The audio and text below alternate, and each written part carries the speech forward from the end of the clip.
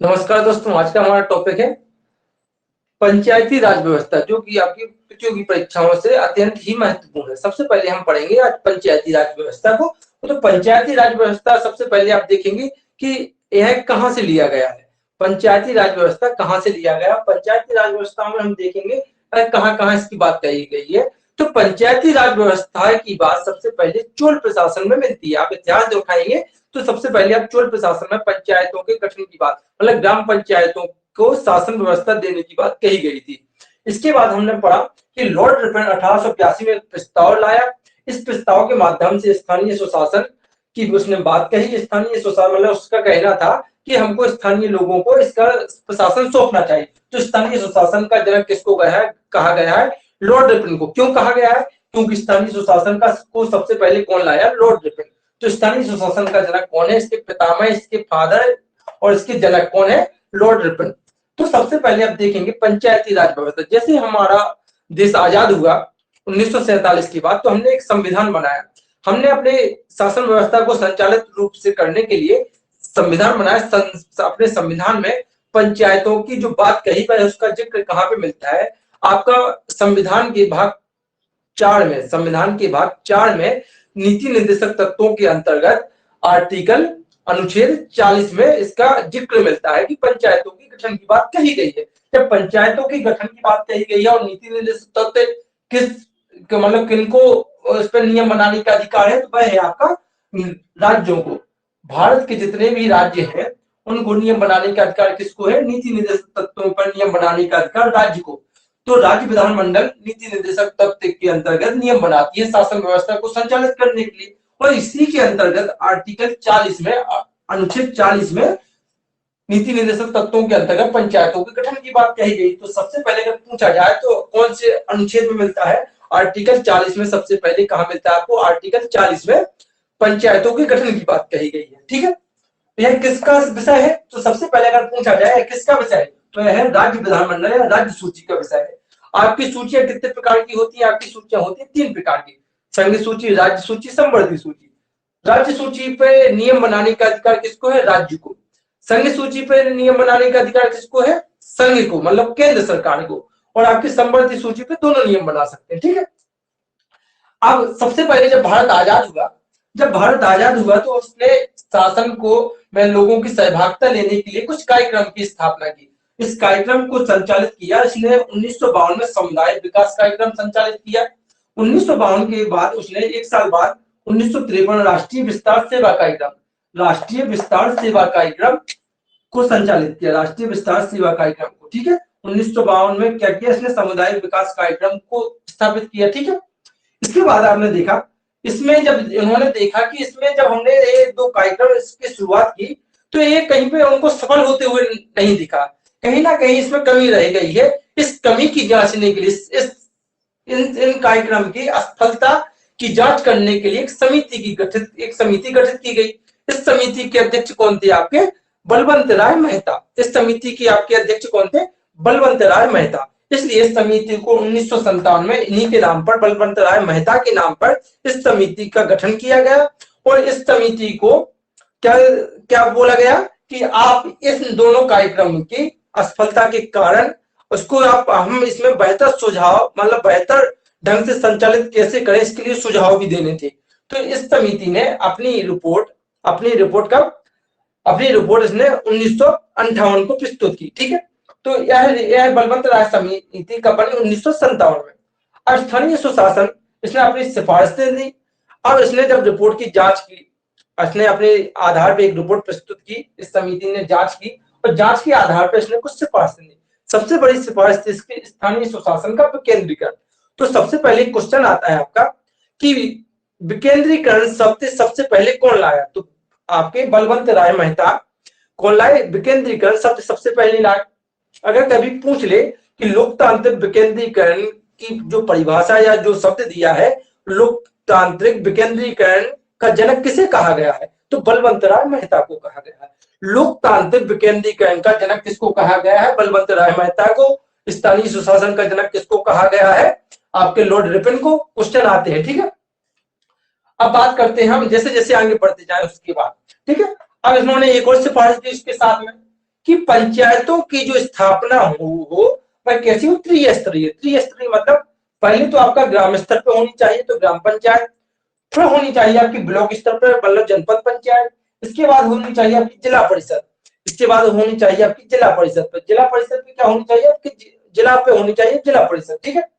अब ग्राम पंचायत में जो चुनाव होता है इसका निर्वाचन भी होना चाहिए, इसका एक कार्यकाल भी फिक्स होना चाहिए। तो जो ग्राम पंचायत है, जो इसमें जो ग्राम पंचायत का जो प्रधान होता है वह होता है आपका सरपंच, ब्लॉक समिति में इसका अध्यक्ष होता है, और ग्राम में जो गांव में जो पंचायत जो सरपंच होता है इसका प्रत्यक्ष चुनाव होता है। उप सरपंच का चुनाव अप्रत्यक्ष तरीके से होता है या पंचों के माध्यम से होता है। पंचों का चुनाव वह होता है प्रत्यक्ष चुनाव, जनता इसमें सीधे भाग लेती है, यह आपका सरपंच का चुनाव, ठीक है। जो आपका ब्लॉक स्तर का होता है ये जनपद पंचायत का चुनाव होता है अपने मध्य प्रदेश में, जैसे जिस तरीके से होता है। तो पंच तो ये जनपद जो सदस्य होते हैं इनका प्रत्यक्ष चुनाव होता है, और प्रत्यक्ष जो सदस्य होते हैं इस सदस्यों के माध्यम से उपाध्यक्ष और अध्यक्ष का चुनाव होता है, ठीक है। ये अप्रत्यक्ष चुनाव कहलाता है ब्लॉक का, ठीक है। और ये जिला परिषद में जो सदस्यों का चुनाव सीधे प्रत्यक्ष तरीके से होता है, और इसके अध्यक्ष उपाध्यक्ष का चुनाव होता है आपका अप्रत्यक्ष तरीके से, ठीक है। इस तरीके की व्यवस्था की सिफारिश किसने की थी, बलवंत राय मेहता ने। उन्होंने एक और उन्होंने सिफारिश की, उन्होंने लगभग 32 सिफारिशें की थी।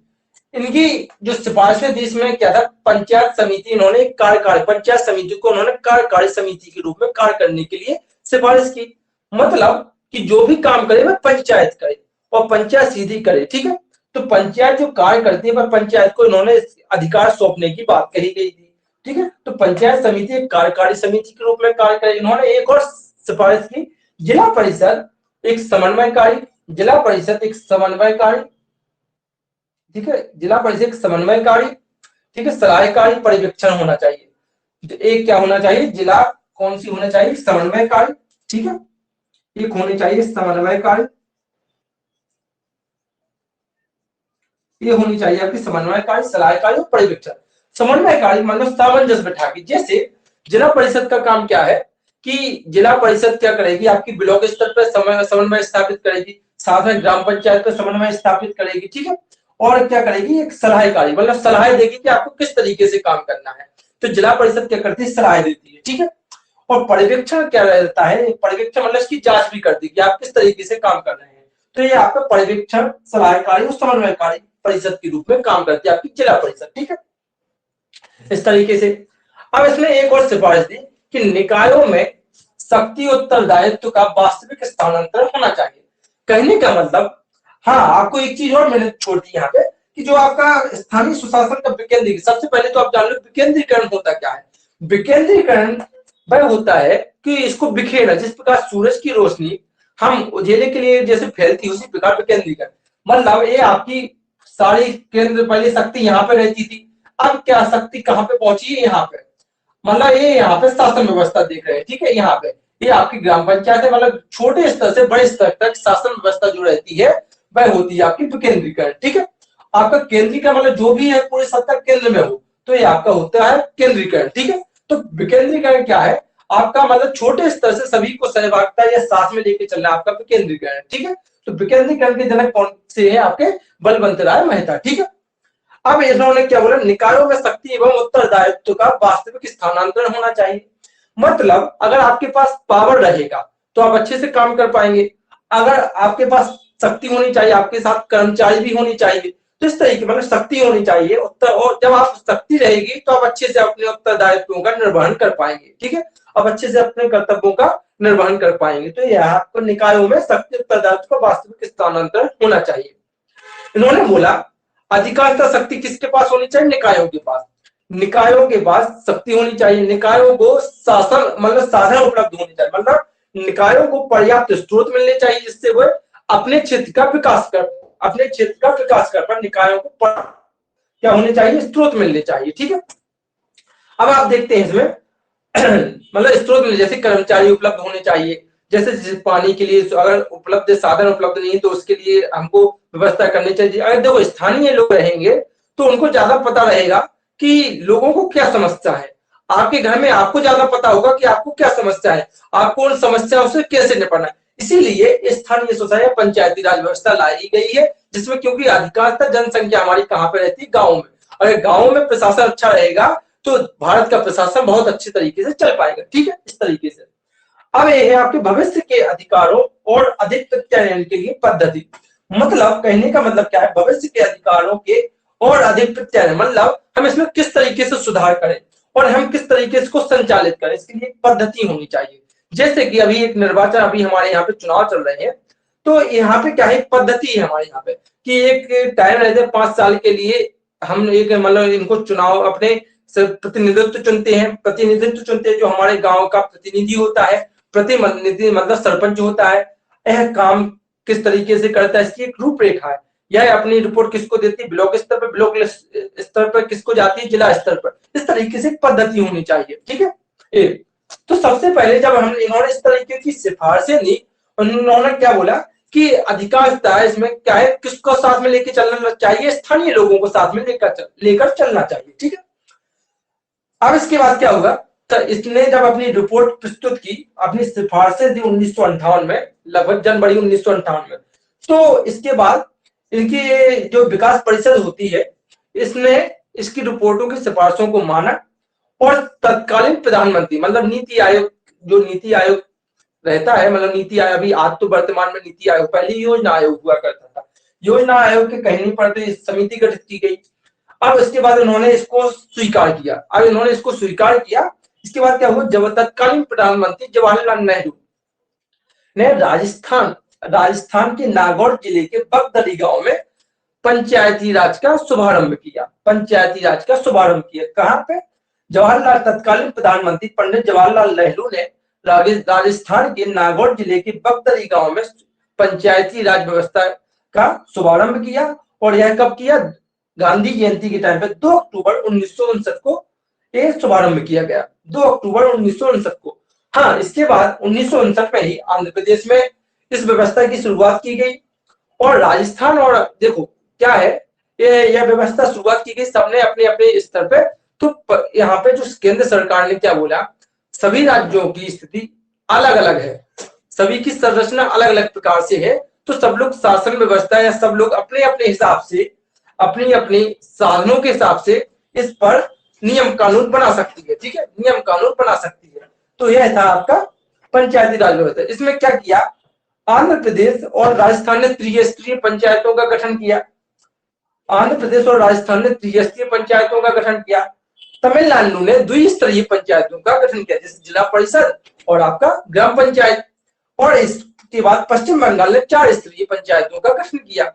4 स्तरीय पद्धति अपनाई, इसने 3 स्तरीय पद्धति अपनाई, तमिलनाडु ने 2 स्तरीय पद्धति अपनाई। सबने अपने अपने हिसाब से पद्धति अपनाई। ठीक है, ये था हमारा पंचायती राज व्यवस्था, ये था हमारा बलवंतराय मेहता समिति। ठीक है, इस तरीके से। अब इसके बाद क्या है, अब हमने क्या पढ़ा यहाँ पे, एक बात देखा, स्थानीय स्वशासन के जनक आप मतलब विकेंद्रीकरण जो शब्द दिया सबसे पहले बलवंतराय मेहता। इसमें 2 कार्यक्रम पहले लागू किए गए, समुदाय विकास कार्यक्रम, राष्ट्रीय विस्तार सेवा।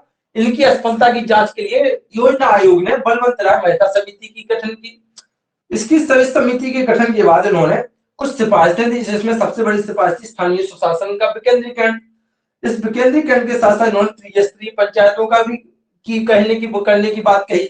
इसके साथ उन्होंने एक मतलब पंचायत समिति कार्यकारिणी और जिला परिषद समन्वयकारी, सहायकारी और आपका पर्यवेक्षणकारी संस्था के रूप में काम करने की बात कही। इसका जो प्रधान होता है वह जिलाध्यक्ष, मतलब जो जिला अधिकारी होता है, ग्राम का सरपंच होता है, ब्लॉक का अध्यक्ष होता है, जिला परिषद में भी अध्यक्ष होता है। ठीक है, अब आपके हमने निकायों में उत्तरदायित्व हमने आपको बताया है। हाँ, इसमें बहुत सारी चीजें हैं। इसके साथ साथ हमें आपको आज हम इसके लिए हम एक एक करके एक समिति पढ़ेंगे। आपको यह वीडियो रोजाना 7 बजे मतलब आपके YouTube चैनल पर उपलब्ध रहेगा। आप चाहो तो इसको आप लाइव क्लास से भी जुड़ना चाहते हो तो आप हमारे टीचमेंट ऐप पर जुड़ सकते हैं।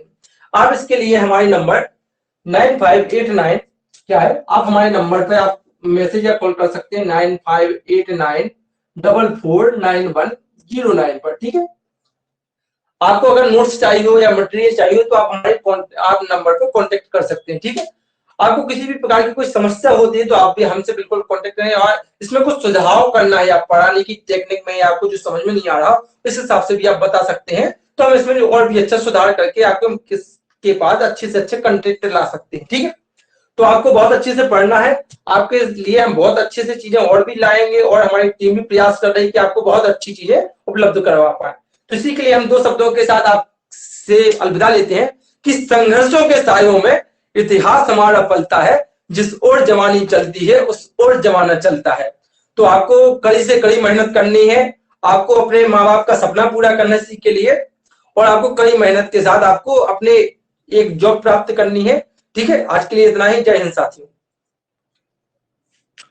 आप चाहो तो इसको स्क्रीनशॉट भी ले सकते हैं।